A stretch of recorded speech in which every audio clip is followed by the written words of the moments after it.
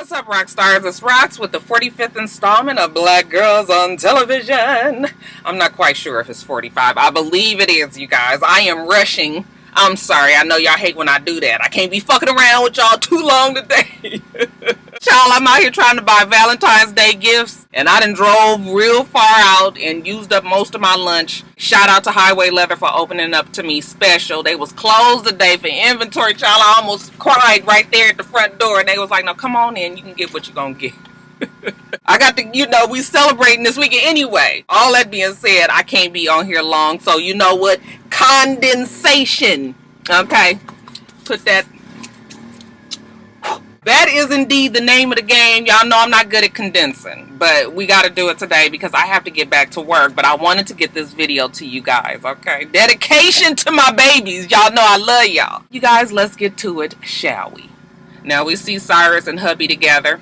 And it looks like they're in a good place. Okay, they got the baby sitting there, Quenisha. We ain't seen her in a long time, all right? And they watching TV. Cyrus sees that David is saying that they are opening up an investigation into the murder of Frankie Vargas. And everybody is open to investigation, including Cyrus. So Cyrus is like, get the baby out of here. He don't want her to see that. And then he rushes to his front door, and yes, the paps are already out there. They sniff fresh blood. Back at Olivia's office, they're trying to figure out, what exactly happened before this argument that Frankie and Cyrus had. So she puts them on it. Find anything you can. Somehow October 4th date comes out, and that date sounds familiar. They look it up, and you know what? Flashback. It is the presidential debate that Cyrus won against Jake. After the debate is over, we see Cyrus going outside, and he sees Frankie Vargas talking to this woman. Okay, and they look kind of cozy, kind of laughing together, flirting. At least it looks like that to Cyrus. Turns out it is Jenny. Who is Jenny? Jenny is the girl that got blown up in the cabin. Frankie has hired Jenny as a videographer. Okay, Cyrus is looking like, I know when a bitch is trying to get some from the damn president to be. He got his eye on it. He's got to do something about her. Back in the present, Cyrus is telling his husband that, Liv is trying to steal this presidency, but damn it, the bitch ain't getting it. And no, I did not kill him. Because his husband's looking at him like he crazy. Husband's like, I didn't ask. He's like, yeah, your face said it all. He hears a scuffle at the door. His security seems to have gotten somebody. When he goes to see what the scuffle is all about, it's Elizabeth. And he lets Elizabeth in, and she was just like, look, I'm here to help you. He was like, how you here to help me? And she was like, because don't nobody want to talk to you. Everybody wants to hang you. You ain't got no friends out there right now. I'm the only one that can help you. So if you let me do this for you, I want chief of staff. He's like, fine. Whatever you can do to get him off my back. We flip back on a flashback of the debates, after the debates actually, and Olivia sees Cyrus, and she tells him, you know what, you did a really good job. And he was like, thank you. She's actually kind of surprised that he did. He was like, I miss you. She was like, you know what, when this is all over, we're going to sit down and we're going to have a glass of wine, okay, and talk all about it. He was like, okay. But he thinks about it. He was like, you know what, you act like you're surprised that I did well. And she was just like, oh, Cyrus, I'm just saying I'm proud of you. And he was just like, no, you act like I'm not supposed to do this. And she was just like, well, we know what you did to get here. And he was like, excuse me? And she was like, you put yourself on the ticket. And he was like, put myself on the ticket? I'll have you know that I ran Fitz's whole presidential bid. I hid the affair. I did all his finances, his economics, and all of that, okay? So don't you sit here and insult me and say that I put myself on the ticket. That shit flipped real fast. Olivia got real snarling. I don't care what you did to America to get on this, ticket, but I'm gonna dig until I find something. I was just like, oh, how'd it go so bad so fast? Okay, just a minute ago we was talking about having a glass of Arbor Mist together. Now back in the present, Abby is pissed at Fitz. She tells him it's a mistake. Your mistress is the one that talked you into doing this, and once the press finds out about it, we gonna be toast, okay?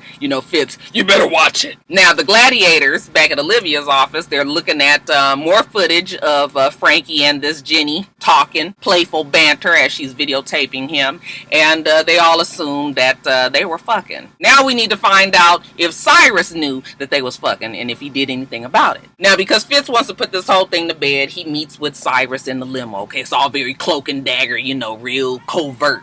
And he tells Cyrus, look, we can put all this to bed. If you withdraw from the race, I will make the investigation go away. Okay, and you can go and retire off into the sunset, but if you keep up with this, we're gonna keep this investigation going. It ain't gonna be good for you. Cyrus was just like, ain't this about a bitch, really? I do you one better. I will withdraw if you tell Melly to withdraw as well. Call Liv, because I know that's the puppet master at work here. And he was just like, I don't need to call Liv. Oh, yes, you do. Call her and let her know that the only way I'm getting out this fucking race is if Melly does. I'm sorry, I'm not getting out of the race. Fuck you and your offer. I'm taking America back. You don't deserve it. So now Cyrus is pissed. He goes back home and he's venting to his hubby. You know, they got their fucking nerves. And Liv is trying to steal this whole election, but she ain't getting it. Right while he's talking to hubby, venting, the phone rings. It's creepy, gay, ex-Secret Service man, Tom. And he's real menacing on the phone. You used me and you hurt me. And the only thing that comforts me right now is knowing that I can spill the beans and ruin your whole life. Cyrus is just like, wait a minute, Tom, we can fix it. Okay, I was like, okay, Tom is definitely the loose end. Now we see Huck in the parking garage because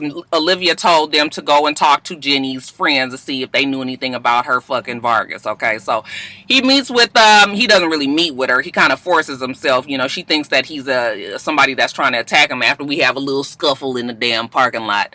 She finally opens up to him in the car and tells him how, you know, they knew that she was messing around with Vargas or she had a crush on him. And they kept telling her that she needed to leave him alone and she wouldn't do it. And then he said, and so then what happened? And then she shows him a picture of Jenny. Okay, beat to a fucking bloody pulp. I was just like, well, damn. He asked her, was that by Cyrus? And she was like, no, somebody way scarier than old man Cy. Flashback, and we see Cyrus and old Tom sitting in a diner. And Tom's all hurt because, you know, Cyrus had abandoned him once he got on the ticket. And Cyrus was just like, listen, it's real close, okay? I just got this problem. And he was like, well, I could take care of it for you. Just give me the word. What's her name? He says her name is Jenny. And Tom was like, say no more. Okay, I got you. And now that we got those pleasantries out the way, let's go on to the room and fuck. I said, oh, Cyrus, don't do it. Now, President Cyrus, he feeling guilty about this meeting that he had with Tom. So he comes clean to hubby. You know, hubby is in the other room just talking regular. And Cyrus is like, I need help. The husband was just like, what's wrong? And he says, Tom. And he was like, absolutely not. You told me that he was gone. You begged me to come back. You told me that we didn't have to worry about Tom no more. And Cyrus was just like, I know, but I made a mistake. I made a terrible mistake. And he was just like, did you kill Vargas? You know what? Don't tell me.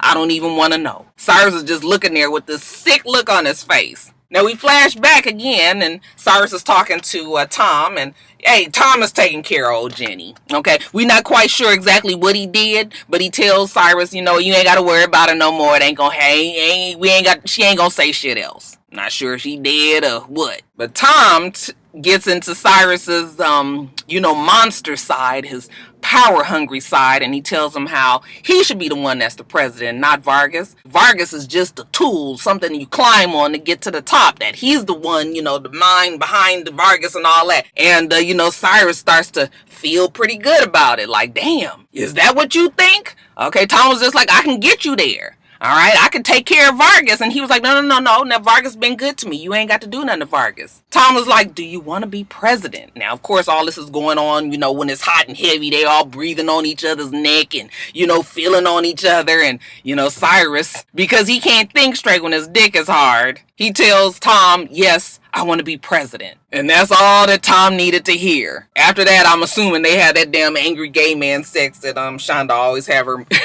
gay men too. Now, the gladiators in the present, they find out that Tom was actually in the area where Vargas got shot. So now they're looking up that tree. Jump back to the past and we see Jenny. She is beat the fuck up and she's sitting on the couch in Vargas's office. Cyrus comes in and he sees her and he's taken aback. After she walks out, he tells Frankie, look, I'm sorry. She was a problem. You guys been messing around and, you know, she was going to be a problem for your campaign. And he was just like, what the fuck are you talking about? I was not sleeping with her. I love my wife. I wouldn't cheat on my wife. You know, and Cyrus is looking like, oh, fuck. This is what all the people that I done ran with in the past do. They fuck they women that's with them. So that's what I thought that I did. It was a terrible mistake. I was trying to protect you. And Vargas was just like, you're a fucking animal. Who beats a woman up? I don't want you nowhere near me. me. I don't want you on my campaign or anything. And as soon as I become the president, and this is where we see the flashback and all of it coming together, I am going to put your ass in jail, okay, over my dead body. I was just like, yeah, you shouldn't say that, bruh. Speaking it into existence. So now Cyrus has a problem on his hand, the loose end, which is Tom. So he goes and meets him in a real quiet mausoleum, looks like, and he's telling him, like, I told you to scare Jenny. I did not want you to beat the hell out of her. And he was just like, it's okay. I mean, I got you covered, okay? Vargas is next. He was like, listen, I don't want you to do nothing to Vargas. He's like, okay, I got you. Don't do nothing to Vargas. He was like, I am not kidding. I don't want you to do anything, okay? Tom was just like, Ixnay on the out and shay. They listening. And he was like, nobody is listening. Do not do anything to him. I don't love you. I used you. I don't care about you. Okay? Do not do anything to Vargas. Tom was just like, wait a minute. I think I'm getting a signal. You don't want me to do nothing to Vargas? No, I don't want you to do anything to Vargas. Okay? And he walks out. I said, oh, Tom is not the person you piss off by saying shit like that. But I guess he had to make it clear, right? But as soon as he told Tom he was dead to him, I was like, Cyrus, yeah, it's going to be bad news. So now we see how all of that played out. Back in the present, we see Cyrus. He's at home. Hubby comes home. He's got a bag of groceries. Pulls out a box of brown rice, and in the box is a gun. We already see what that means. Cyrus is gonna have to kill Tom because, like I said, he's a loose end. So Cyrus meets old Tom in the park at night. He tries to soften him up, you know, butter him up, talking about how they loved each other. And Tom was like, I know you don't think I'm about to fall for that one. Then when Cyrus tried to reach for his gun and pull it out on Tom, Tom was like, nigga, you got to get up early in the morning for you think you can shoot me. He pulls his gun out before Cyrus could even get to it. Then he tells him, you know what, this is gonna be really good. I'm gonna kill your motherfucking ass right here, okay? Because you take me for a fool and you used me, and I'm gonna put this gun in your mouth, blow your damn brains out. But he doesn't kill him. He just pistol whips him. Now Cyrus take it on back home. He got a shiner. Hubby is feeling bad for him. He says, listen, I'm not gonna leave you. Cyrus was just like, man, I had all kind of plans. You know, my first 100 days as president, I was gonna tackle health care and economics and energy reform, and you know, he had it all mapped out. You know, why was he thinking that he was gonna become president? Silly Cyrus. Hubby says, don't you worry about it, baby, we can fix this. Then we jump over to see Liz. She's at the president's office, and she tells Fitz, you know what, Cyrus would like to take you up on that offer if it still stands. If he withdraws, you can make this investigation go away. Fitz is shocked. He can't believe that she just walked in here and said that. But we next see in the next scene Fitz and Abby and a rock star, you guys. Yes, right. Did you know that the FBI director that is on Scandal right now is actually a rock star, you guys? She actually came into my comments last week and told me that she's been watching me for a long time, that she loves my story times and my top of the blogs. A real, for real actress. People tell me that she's been on Broadway, and you guys, I was just so taken aback. I was like, yo, watch a little old me. She came in and said that she loves my videos, and she's from Georgia. She lived in College Park, and I was like, this is really, really cool. Okay, so her name is Saikon Singblow. I'm not sure if I'm saying it right, but she is a rock star, an FBI director, you guys. So that's the reason why we have got to keep on with Scandal. I wasn't really going to drop Scandal anyway, but now that we got a rock star, we got to champion on her on so she can stay on the show. I was just like, ain't this about a bitch, y'all? Anyway, they're watching Tom. Tom then confessed that he killed Vargas under the strict orders of Cyrus. Okay, so bad news. Didn't I tell you? Next scene, we see Olivia. She's smug. She's telling, you know, we won it. We got it. Tom Larson, you know, confessed to the murder and that Cyrus told him to do it, so they about to arrest Cyrus right now. You know, Millie just can't believe it. Like, are you kidding me? I'm about to be the president of the United States. Jump over to Cyrus and we see him saying bye to his family, giving, you know, little Alaquanisha a hug. Also giving a hug to his husband. They walk upstairs. He goes to the door and it is David and his team. And they are arresting Cyrus for the murder of Francisco Vargas. We get a flashback of when Cyrus and Francisco were in the office talking about who could be his running mate. He doesn't want to have David. because he doesn't know David. He doesn't trust him. But you know who he does know and trust? Cyrus. Cyrus is like, no, I can't be the running mate. He's like, why not? I'm not going to take no for an answer. You going to take this job, right? Cyrus get to thinking about it, and he was just like, it will be my honor and my pleasure. But now we're seeing that Cyrus had absolutely no idea that he was going to get, chosen to be the running mate for Francisco Vargas. Okay, so Frankie is just like, let's go out there and let everybody know. And Cyrus is like, give me a minute. Okay, he goes back in his office. He's just sitting there like, wow. This is really about to happen. So at least now we know, even though Cyrus is indirectly responsible for Frankie Vargas getting killed, he did not indeed pull the trigger. It was not what he wanted to do. He was in the fucking throes of passion. His dick was in somebody else's hand, and, he just didn't make a really good decision.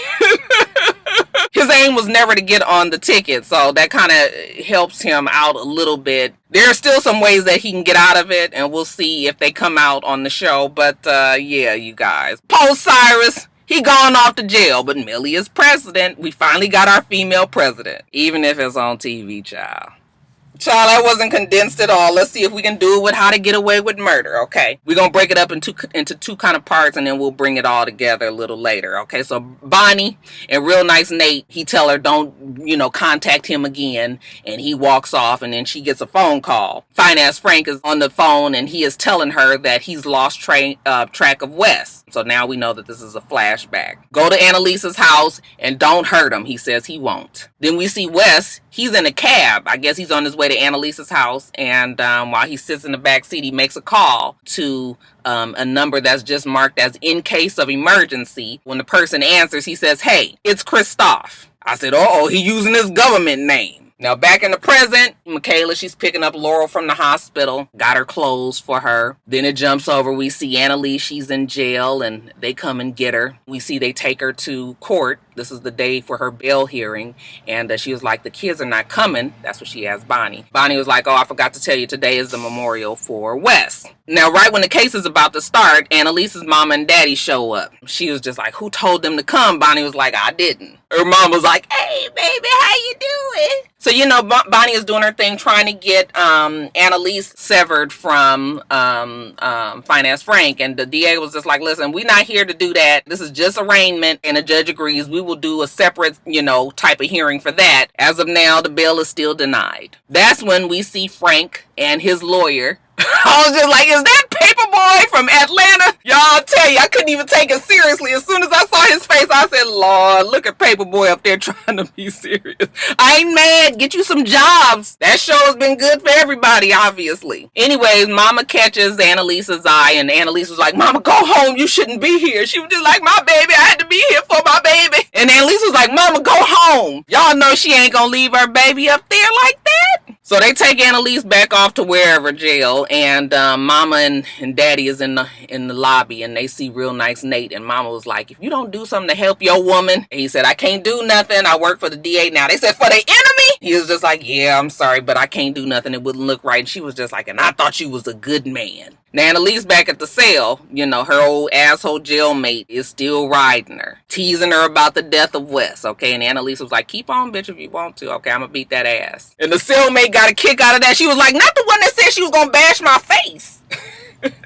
From now on, your name is the Hood Rat cellmate. Now, Annalise meets with her mama and daddy. Mama is very distraught, as any mama would be, except Mama done got the shit mixed up, and now she think that Annalise is in jail because of the fire that was set that burned down and killed the uncle that was molesting her. And she was just like, I'm gonna just tell him the truth, that I was the one that did it, and you shouldn't have to be here. And Annalise is looking at like, oh my God, Mama got dementia. When it's time for them to leave and Mama walk out ahead of Daddy, she was like, why didn't you tell me that she was, going senile? And he was just like, oh, she has her episodes, and she makes up stuff, but it's okay, it's harmless. And she was like, it's not made up. She really did burn the damn house down. Daddy was just looking around like, what? Now, jumping over to this memorial, the kids are all there. Everybody's all grief stricken. They get that damn Laurel up there, to deliver, I guess, a eulogy or have something to say, some kind words about Wes, but it ain't really kind. She talking about how he had a rough life. He was a great person, but, you know, everybody then got killed around him, and look how he died, and now everybody's sitting here, and, you know, y'all want his position in the classroom, and nobody cares about him. I was just like, oh, God, why is she so unlikable? The students are all looking like, oh, God, somebody get her off the stage. Michaela goes up there, and she gets her down. After the memorial is over and they standing around talking, the Indian boy, y'all remember the one that was putting up the flyers, forgot all about him, okay? He shows up and he tells them, you know, that he's sorry, and then he asked, did Annalise do it? And they was like, motherfucker, do you know this is a memorial? Like, why do you think we want to talk about that right now? You know, he was just like, you guys can't be protecting her and all of this. And then he gonna say, well, I'm sorry. Somebody tell the Indian boy to get his ass on, okay? Now, Michaela, she lets them know that they can't find Laurel. Well, she's at the DA's office or the coroner's office, whoever's holding this damn body. It's the DA's office, I suppose, and she's trying to see the body. The lady was like, look, you got to talk to the DA's office. I can't let you see the body. And she was just like, oh, you're going to go to hell someday. I was just like... So, like I said, they can't find her, and while they're trying to discuss where she might be, Oliver gets a blocked call. It is from the Philadelphia police. They want him to come down there and talk to him. So now they're panicking. Oh, my God, what do they want? They go and talk to Miss Winterbottom, and, you know, Miss Cold-Ass tells them, like, well, what did they want to talk to you about? He don't know. But he told him he's going to be down there at 2 o'clock, and, you know, they all mad at him, like, why would you even tell him you coming? And, you know, do they know anything about this? And do they know anything about that? You know, and everybody's panicking. Poor Oliver, he having a damn panic attack right there. I was like, poor thing, he knew to this killing thing. So they prepare him and they ask him all the questions that they think that the police department is going to ask him, which is, you know, did you wipe the phone that Annalise had? All of these things. And he passes the interview with flying colors. He comes back to tell the gang that, yeah, they were fine with my answers, and no, they didn't think that I did anything. He tells them that he told them that he went to the legal clinic because he was an emotional wreck and he didn't know where else to go. And Asher was just like, yes, girl. Cracking up. Asher is funny as hell to me, y'all. On another note, though, where is Laurel? They still don't know where Laurel is. Michaela goes over to her house and knocks on the door. She doesn't answer. Well, you know why she doesn't answer? Because she's in a fucking garage trying to talk to real nice Nate about seeing Wes's body. You know, she guilts him into getting her in there to see him because she was just like, what if you weren't able to talk to your wife? Thinking like, Wes was not your fucking husband. I know I should have more sympathy for Laurel. I mean, her baby daddy is dead, but I'm having a hard time because it's like they forced this relationship on us so fast and nobody really believed that they was together, and now all of a sudden we supposed to be feeling sorry for it. I was just like, so everything she does is just getting on my nerves, y'all. I know I should be more patient with poor child. Anyway, he feels bad, so he takes her in there to see the body. Okay, checks the toe tag. Yep, that's Wes right there. Pulls him out the drawer, opens up the zipper bag, and it's some other black full face man, bald head, definitely not ostrich neck Wes. So he goes back to the DA's office. He was like, where the fuck the body at? Y'all lost the body? No, we ain't lost it. We just misplaced it. Why would you take her in there anyway? He was like, because you guys told me to cozy up to her. And they were like, listen, the fact that you took Laurel in there to see this boy and his body ain't there, you have handed the defense over to Annalise and her team. We should arrest your motherfucking ass. So this is where the two stories connect. Bonnie is back at the jail and she's telling Annalise that they lost the body and they're going to use this to get her out. You know, Annalise is like, stop talking about getting me out, okay? One thing you can do is find a facility for my mom. She's got dementia, okay? Make sure it's close by. We can't worry about nothing else. Let's just fix shit that we know we can control right now. Find a facility for my mama. Now we see the kids and, you know, they celebrating. Asher pours out a little liquor for... Wes. And then, you know, Laurel shows up. Michaela's like, don't do that again. Laurel, you know, she's down on her luck and feeling bad about everything. And she's saying that, you know, if Fine Ass Frank didn't do it, then we got to find who the real killer is. They still out there. Back at the jail, Annalise is getting a visit from her parents. And while she's waiting, she sees, you know, the asshole jailmate. She gets a visit from her kids. You know, Annalise sees them hug her or whatever, and then she doesn't pay any more attention to it. Her parents get there, and immediately Annalise is, you know, she real sharp and mean to that daddy. The mama was just like, wait, y'all need to fix this. I'm gonna give y'all some time, some space so y'all can fix it. Because Annalise was trying to say that they needed a plan, and the daddy was like, the plan is I'm gonna watch her. And she was just like, whatever, nigga, you gonna run off like you always do, okay? So mama give him some space. So when she's gone, and Annalise was just like, so what you got to say for yourself? And he says, he didn't know. And she was like, what do you mean you didn't know? I told you when I was 13 years old. And he was like, well, I didn't know anything about the burning down the house and all of that. And she was like, no, you knew, you chose to ignore it. And he was like, well, I thought it was gone, like he was gone and we didn't have to worry about it no more. And Annalise was just like, just stop it, because you shouldn't have ignored it. And he was just like, you know what, that's your pain talking. And she was like, all I have is pain. And he was like, you ain't no different from anybody else. Everybody got pain. The difference is you're selfish, because if you really cared about your mama, you would be trying to get the hell up out of this jail. So he put it back on Annalise, all right, because I guess he saw that she was about to give up, and he was like, tell your mama I'm waiting outside for her. Now, the next day, Michaela tells Laurel that she got a meeting with Finance Frank for her to go down there and meet, her baby daddy killer. Laurel don't feel like it's all that much of a good idea, but she goes on down there anyway. Okay, so we got Finance Frank and Paperboy sitting across the table from her, and Paperboy was just like, listen, I don't want no bullshit. You ask your questions, anything that sound funny, we gonna cut this shit. Okay, so she was like, starts up, and he says that he's sorry about everything, and then she was just like, did you kill Wes? Cuts to the chase, and Paperboy was like, that's it. Okay, she was like, tell me what his last words were, Finance Frank. Finance Frank is just looking at her like, and he, the lawyer's trying to pull him out the room, and she keeps on asking him, what was the last words? And Finance Frank don't have the last words. You know why? Because he didn't do it. So she goes back and tells the kids, you know what? Finance Frank didn't do it. Okay. He didn't say that he didn't. He couldn't say anything because his lawyer is sitting right there. They still not too sure about it. Connor still being an asshole. Okay, he ready to blame anybody. He mad that Oliver's involved and all of that. I was just like, who? Laurel and Connor, two people that I could definitely do without. Laurel says, listen, we got to do something about this. Wes is dead and gone, and we don't even know where. And Finance Frank didn't do it. Now, Bonnie gets a call in the midst of them having this discussion. She goes on down to the judge's office because the DA office has admitted that they have misplaced the body. Bonnie was just like, how convenient, all right? And then she pulled out the fucking race and sex card. She was just like, it's obvious that, the DA's office has a vendetta against my client, who is a prominent African-American female lawyer here, and they're building up this case to make her seem like she's guilty and all of this. Judge still denies bail. So Bonnie talks to Annalise on the phone, and she was just like, okay, so they denied bail, even though I threw the sex and the race card at them. But what we gonna do now is try to get the judge up on some ethics charges. And Annalise just hangs up the phone. First, I thought she was giving up, but honey, not necessarily. She goes back to the cell, and she sees her asshole cellmate sitting across from her on her bunk.